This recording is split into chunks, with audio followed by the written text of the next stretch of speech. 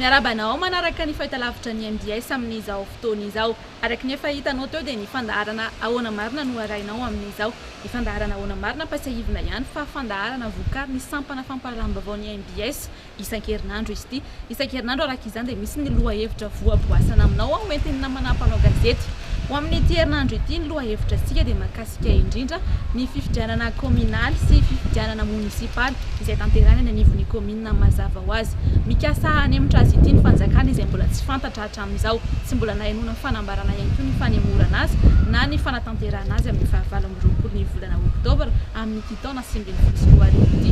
ny fampimaboasana izay indrindra no entina aminao tanatin'ny ity fandaharana ity ary koa manasanao ampanajana hanaraka hatramin'ny farany.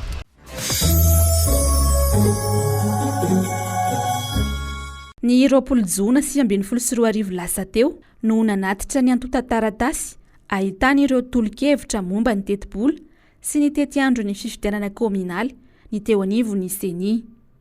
Nambaran'izy ireo tamin'izany fa nosoniavy ny ministry ny atitany io taratasy io ary voaray soamantsara izay mirakitra toy izao ny ampahany. Andro ny latsabato 20 oktobra sivy ambin'ny folo sy roa arivo. Fametrahana antota-taratasy filatsahana ofidina 20 jolay ka hatramin'ny 3 aogositra sivy ambin'ny folo sy roa arivo. Famoahana ny lista ofisialy n'ireo kandida 15 aogositra sivy ambin'ny folo sy roa arivo. Famoahana ny voka-pifidianana vonjy-maika 19 novambra sivy ambin'ny folo sy roa arivo. Famoahany fitsarana misahana ny ady amin'ny fanjakana na tribunal administratif isaky ny faritany ny voka-pifidianana ofisialy 15 desambra sivy ambin'ny folo sy roa arivo farafahatarany. Raha ireo tety-andro ireo no jerena dia efa dila ny fehim-potoana nanombohan'ny tety-androm-pifidianana. Hatreto anefa tsy mbola naharenesam-peo ny fahefana mpanatanteraka momba io volavola tety-androm-pifidianana natolotry ny seni io. Efa fantatsika volana maro talohan'izao fa ho tapitra amin'ny 12 volana septambra ny fehim-potoana iasan'ireo ben'ny tanàn'ireo. Maninona no tsy nomanina mialoha izay lafi ny fandaminana rehetra fa na dia nanao ny atao hoe tety-andro raha ny senia dia nininy gouvernemanta tsipahany zany ka namoahany ray amin'ny hoe fiemorana an'izany fifidianana ben'ny tanàna zany. Ny zavatra tiana hotsipihana zany somarina dia ny hoe ilay fitantanana ny raharam-panjakana ve zany dia tsy azo heverina mihitsy ny ampanarahana azy amin'ireo tety-andro voalazan'ny lalàna sy ny atao hoe ara-demokratika eto amin'ny tany sy ny firenena. Mazava ho azy fa tsy maintsy miemotra ny fifidianana saingy amin'ny fotoana toy ny ahoana no anatanterahana izany. Raha ny lalàna no arahina dia tsy tokony hihoatra amin'ny ity taona 2024 ity ny fifidianana kominaly. Manamarina izany ny fiarahamonim-pirenena mitarazoka ny fikarakarany fitondram-panjakana ny fifidianana. Izay tsy mahatsapa hoe ahemotra roviana satria na ny daty ara tsy fantatra akory hatreto fa hoe ao anatin'izao afanganam-pandeha izay ataontsika hoe mila mandeha aingana avokoa ny rehetrarehetra dia aiza ho aiza ny tantanantsika an'izay fahatarana goavan'izay. Raha nanome ny sosikeviny ny seni hoe atao amin'ny 20 ny volana oktobra amin'ity taona ity ho anay aloha ilay sosikevitra efa tsy mety satria tara. Dia manisa 70 andro alohan'izay tsika izany 70 andro fa tsy raiky amin'ny 70 andro noho izany tokony nivoaka omaly 20 jolay ny didim-panjakana manaiky any mpifidy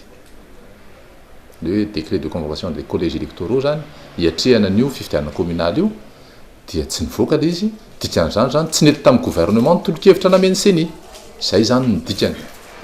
Eto zany tsy mbola misy miresaka mihitsy hoe ahemotra sa tsy ahemotra satria na ny daty ara tsy mbola fantatra kinona moa no mihemotra eo fa ho anay zany dia tara ary tena tara be ny fitondrana ao anatin'ny fikarakarana an'io raha io raha ohatra ka mahay manao kajy an'ilay efa taona fotsiny. Oviana ny daty tokony hanaovana azy tsy anjaran'ny KMF-KNO iny manapaka an'izany fa anjaran'ny gouvernemanta no manapaka an'izany amin'ny alalan'ny décret izay avokany. Fa ho an'ny KMF-KNO dia tsotra tokony ary tsy maintsy atao amin'ity taona ity ny fifidianana ben'ny tanàna sy ny mpanolotsaina eny anivon'ny commune raha te hitazona ny atao hoe tanytandalàna sy anajany fenitra demokratika isika satria ny filohan'ny repoblika amin'izao fotoana izao dia nanambara fa ny tenany dia demokraty. Ny volana septambra izao no fempotoana farany iasan'ny ben'ny tanàna. Izany hoe raha toka hemotra ny fifidianana dia mety hisy ny fanitarana io fempotoana iasana io. Saingy efa mandeha ihany koa ny resaka amin'ny ametrahana delegasiona manokana isaky ny komina. Somary sarotra ihany anefa ny ametraka delegasiona isan'isany amin'ny komina miisa 590 manerana ny nosy ao anatin'ny fotoana voafetra. Mpandinika ny raharaham-pirenena, fiarahamonim-pirenena maro no mitsipaka tanteraka izany. Tsy fanajana ny demokrasia misy ato amin'ny firenena ny fametrahana olom-boatendry fa tsy olom-boafidin'ny vahoaka. Ny fametrahana delegasiona manokana, ny fanitarana ny fempotoam-piasan'ny olom-boafidy dia tsy manaraka ny fenitra demokratika. Dia rehefa tsy voaja ny fenitra demokratika dia antidemokratika ny fiteny azy mba tsy lazana hoe sarotra ny tenenao hoe demokraty zany ny mpitondra. Misy fepetra maromaro takiana amin'ny fametrahana delegasiona manokana. Saingy raha ny zava-misy iainan'i Madagasikara amin'izao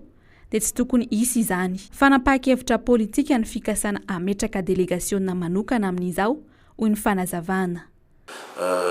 Misy fiara-courante natao dagisara nge fa lalampanege dia milaza fa personnalité élue ngeny mere ny mpitondra commune olom-boafidy zany reo ka tsy azonao atao PDS mihitsy zay aloha zay lalampanege zay afa-tsy antony anankitelo zay ndresako zay natonga ny anao délégation spéciale Madagasikara tamin'ny andron'ny fitondran'ny Tokoplaza Felbert professeur Felbert satria nisy crise politique sika 91 dia nisy convention de 31 octobre natao zay le conjoncture exceptionnelle zay afana metraka délégation spéciale dia iny le convention politique iny nahasolo le lalampanogena vonjimaiky aloha afananao référendum rapportena vaovao zay no azo ametrahana délégation spéciale. Faharoa raha ohatra moka nisy condamnation judiciaire fitsarana zany manameloko an'le maire cas par cas iny dia iny tsy maninona ny metrahana délégation spéciale na le adjoint miakatra moa zany tatanazy vonjimaiky eo mandra-pisiny fifidianana reny mety reny na koa hoe nisy fanasorana maire natao amin'ny conseil municipal na nisy délibération lesina zany fa iny tsy maintsy misy arrêté ministère ny atany zany voazo atao reny antony telo reo kosa angambany. Fa raha ohatra ka hosolonao daholo satria mandeha mantsy ny resaka mikasika an'izay dia lasa décision politique zay mipitondra ka tsy mety amin'ny tany démocratique an'izao ohatran'izany zany zay mahatonga ny olona menimeny izy io indray fa le fomba fatao taloha mahanahirana be ndreny zavatra ohatran'izay zay no fomba fijery azy. Efa hita teto amin'ny firenena hatramin'izay ny lesoka sy ny lafiratsy ny fametrahana delegasiona manokana hitantana ny komina. Ny fisiany delegasiona manokana no tena mampikorotana ny tetikasa sy ny teti-bola eo anivon'ny komina ary indrindra mambotry ny komina. Tsika efa nahita teto amin'ny firenena tsy voandroany ny sinina delegasiona manokana eny anivon'ny komina fa matoa natao hoe olom-boafidy no mipetraka eo amin'ny toerana io zay maha olom-boafidy azy zay no mahatonga an'ilay rafitra anankiray hipetrahana olom-boafidy ho antsoina hoe vondrom-bahoaka paritra hitsinjara-pahifanana collectivité territoriale décentralisée. Rehefa olom-boatendry no apetraka ao eo amin'ny toerana io dia tsisy maha collectivité azy itsony lay ratsa-pitondrana zany. Rehefa tsisy maha vondrom-bahoaka paritra azy intsony lay ratsa-pitondrana dia inona ny zavatra vokatra izay lasa misy endrika ataontsika hoe fandikan-dalàna mihoapapana satria misy karazana fanangonan-ketra atao any amin'ireny vondrom-bahoaka paritra ireny, misy karazana tetikasa mpampandrosoana maro atao anatin'ireny vondrom-bahoaka paritra ireny ka raha tsy olom-boafidy olona tsy nametrahany vahoaka ny fitokisany no apetraka ao eo ohatrany hoe mametraka olona androby ianao zany tsy rariny ary tsy tsara ny ametrahantsika delegasiona manokana, tsy rariny ary tsy tsara ny anitarantsika ny fempotoam-piasana. Efa tara be isika izao tokony andeha aingana arak'izay azo atao satria mila afanganam-pandeha aingana isika ahafahantsika mampandroso amin'ny Madagasikara. Kandida ho ben'ny tanàna maro no manany amin'ny mety hiverenan'ny lesoka toy ny tamin'ny fifidianana teo aloha noho ny fiemora ny fifidianana indray. Raha toka tena hitondra fanatsarana sy fanarenana ny lesoka ny fanemorana ny fifidianana dia azo ekena ihany saingy tsy tokony hihoatra amin'ity taona ity. Misy ihany ny eritreritra hoe ahembotra ny fifidianana tsy maninona nge tsy maninona satria ny seny io ny tena mikarakara fifidianana raha ohatra ka entina anitsiana le tsy mety le osika le tsy arzananarehetra tanaty fifidianana tokony hoe ahitsy reny satria zay nge mahatonga ny olona vitsy le mifidy satria tsy mahatokony fanjakana ntsony tsy mahatokony mpanomana fifidianana ntsony ny olona dia zay mahatonga ny olona lele tena efa kivy amin'izay alabato sozika zay sy ny risoriso ao anatin'le izy zay ary ny fitsofoan'ny fanjakana be loatra koa amin'ny fanomana fikirikarana fifidianana satria tado tsara isaky ny raha tsy mangeky any seny zany zao a dia ahitana solotena ny fanjakana doly any anatiny any zany hoe ohatran'ny maneriny any mieritritra azy fa tsisy transparence le izy a ary tsy manana fahaleovatena mihitsy le seny araky ny maseny azy fa efa zatra an'izay le baiko avy any amin'ny fanjakana zany dia lasa zay manahirana zavatra zay ka raha ohatra entina nitsina an'izay fiamoakany le fifidianana zava-dehibe nefa koa tsy tokony ohatra n'le degré constitutionnel nomena zany le fiamoakany efa tsy tokony ohatra n'ity zay fa misy fandaminana ray zay tokoa aloha ny hoe anatsara ozy nitsina n'le tsy nety satria tena afabaraka mihitsy tsika amin'le resaka osika sy alabato misy doublant triplant quadruplant any anaty liste électorale misy miala avy eo amin'le résultat miala avy eo le bureau de vote le résultat dia mbola matory any amin'ny président fokotana zay vao entina makany amin'ny ovec zany zao dia zavatra efa nisy be dehibe misy profy fandraisana zany ka raha anitsy an'izay sy ny soran'izy zany fa dia akafepetra izy anitsy an'izay dia ahemotra le fifidianana fa kosa ozy rehefa tapitra le délai napetraka ny constitution am'le mandat dia tokony misy fiarakoranto natao hita amin'izao fa tsy mahaleo tena ihany koa ny seny raha toka hiandry lavan'ny governemanta vao anatanteraka ny asany ny seny ny tompona andraikitra voalohany amin'ny fikarakarana ny fifidianana isan'izany ny fanokafany indray ny lisym-pifidianana olom-pirenena maro no miandrandry izany saingy tsy maintsy miandry ny didim-pitondrana indray ity voalaza fa birao mahaleo tena misahana ny fifidianana ity vao afaka manokatra indray ny lisym-pifidianana na ny seny dia tsy mahazo mikitika an'io satria misy vanim-potoana zany azahoana zay voalazany didy amandalana nikitika ny liste électorale dia ny voalohany volana décembre amin'ity taona ty miafara amin'ny famaranana tanteraka ny lisym-pifidianana any amin'ny taona manaraka ny 15 mai akoka tsy afaka mikitika dia tsy maintsy miverina any amin'ny indy manao session nindy amin'ny any membre ny gouvernement mamoaka manao fivorina indray mandeha dia mamoaka an'le didim-panjakana mity manome alalana hoe kitio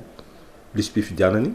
noho ny tsy fametrahana amin'ny toerana izay fahaleovantenana izay no antony goavana na hatonga ireny tsy fahatomombanana nandritra ny fifidianana ny sesy ireny any ka misy fiatraikany goavana amin'ny fiainam-pirenena hatramin'izao ny fanamarena ihany koa dia hita sy tsapa zany amin'izao fotoana izao fa tsy mahaleo tena ny CNI eto Madagasikara nefa raha le anarany amin'ny maha-CNI zay dia hoe tsy miankina izy na hoe indépendant io ihany koa zany no mila isarihana ny saintsika vahoaka malagasy hoe ahina dia ahina ny didi-jadona eto amin'ny tany sy ny firenena satria lasa tsy manaja ny rafitra efa misy ary tsy manaja ihany koa ny lalàna velona eto amin'ny tany sy ny firenena rehefa tsy azo ivalozana ihany koa ny didina avoaka ny fisarana avy momba lalam-pandrenana mikasika ireny fitoriana anjatony momba ny osika nandritra ny fifidianana ireny dia nangataka indray ny olom-pirenena mpanao politika ny vondron'ny kandida mba hanokafany indray ny lisym-pifidianana ka ahafahany rehetra misitraka ny zony mangataka izahay ary mitaky nijerena indray mandeha alohan'ny rosona amin'izany fifidianana communal zany satria tena tsy azo ekeny zany fa mikitikitika ary manakorotana ny atao hoe tena safidim-bahoaka tsy taratry ny safidim-bahoaka raha nivokatra nisy teo aloha teo tsy resaka mikasika solomba-vahoaka na resaka fifidianana firom-pirenena fa kosa resaka amin'ny fanomanana zao le fifidianana communal ho ataontsika atoatsy zao zany zavatra takina amin'ny fomba entitra manao hoe jereo indray mandeha io fomba ahoana ny ahafahana manao an'izay satria be loatra ireo le liste be loatra ireo anarana izay mitondra kara-panondro mitovy ary ny resaka eno ara dia hoe mahita ray tapitrisa raha farafakeliny izay anarana tsy hoe ny anarana miveriny indro fa kara-panondro no miveriny indro dikan'izay fanahinina natao zany zavatra zany tsy tokony iandrasana ny fanjakana ny fanokafana ny lisym-pifidianana raha toa ka mahatsapa-tena marina ny seni fa fototry ny tsy fahatomombanana tamin'ny fifidianana. Zay ny le atao hoe autonomie n'indépendance ny seni tsy misy mihitsy zany l'indépendance ny seni satria mbola miaro-didim-panjakana manao révision na liste électorale fotsiny hoe dia andrasana fanapakevina fanjakana zany ny seni no manomana sy mikirakira ny fifidianana na tsapa mihitsy ny seni fa misy osika mamelatra mihitsy ny fifidianana teo maka fiapirisa anao révision spéciale anatin'le izy inona ny olana amin'izany sa hoe voalazany hoe lalàna ohatra an'izao dia tsy maintsy zovy tsy antson'le izy fa omeo ny indépendance ny seni fa tsy mihoatra n'le délai constitutionnel fotsiny le mandalina zay nazaraka nazaveko teo fa aloha izy anova azy anamboatra tsara ny liste ka tokony andefa hipetra amin'ny fanjakana ary zay le tsy fo amin'ny fanjakana be loatra amin'ny fanomanana ny fifidianana zay zay no tena manahirana zay satria ingeo isaky ny ratsa mangaiky ny seningy dia misy solotena fanjakany miaingy any amin'ny fokotany azao dia ny fokotany zany sy fokotany dia atao agent recenseur agent électoraux plutôt sy fokotany zay fanjakana manendy azy lasa mikirakira ny lisym-pifidianana dia miakatra amin'ny commune tsika dia mbola misy solotena ohatran'izay koa ny délégué d'arrondissement dia avy filaza azy iny mihitsy ndreny ny président an'le sy any amin'ny commune le commission électorale any amin'ny commune CEC filaza azy zay ny ataoko hoe ka maninona mora ohatra ka manao révision spéciale sokafana le izy misy le teo comité local de recensement électoral any amin'ny fokotany izy io to tsy opérationnel akory to tsy fonctionnel teo za miteny an'izany fa anarana fotsiny anaty lalàna satria tsy fantatry ny solotena ny parti politique akory milatsaka hoe tsy tsisy fanazavana mitsofoka tsy hita zay misy azy lasa sy fokotany membre sisy sy olona anankory dia manao an'le liste recensement amboamboara fotsiny za samy teny an'izany satria mana-proof be dehibe an'izany ange ka io zany efa misy le CLRE tokoa volazany lalàna dia zao atsofoy eo marina le solotenan'ny antoko politique zay mandatsaka candidat hofidiana zany anatin'io dia manao recensement vaovao manao arrêtage alefa ty amin'ny liste électorale zay le révision spéciale zany raha ny fizotra ny raharam-pifidianana amin'izao izany no jerena dia mbola miandry ny gouvernemanta avy miala sasatra ny vahoaka malagasy vao afaka mahafantatra ny tena fanapahan-kevitra momba ny fikarakarana ny fifidianana iray manontolo izay tsy efa nisy samirery toy ny tety androm-pifidianana ny teti-bola na ny caution alohan'ireo candidat hilasaka hofidiana ary indrindra ny fanokafany indray ny lisym-pifidianana etsy ankilany anefa raha sanatrika tsy tanteraka amin'ity taona ity ny fifidianana kominaly dia tsy maintsy aorian'ny fotoam-pahavaratra amin'ny taona 2024 indray no anatanterahana izany araka ny lalàna izany hoe aorian'ny 15 ny volana May 2024 feptaona farany anokafana ny lisym-pifidianana voka-dratsy maro no ateraka izany izay inona fa ampitarazoka ny fampandrosoana eny fotony izay fototra iangany ny fampandrosoana ny firenena iray manontolo mihitsy.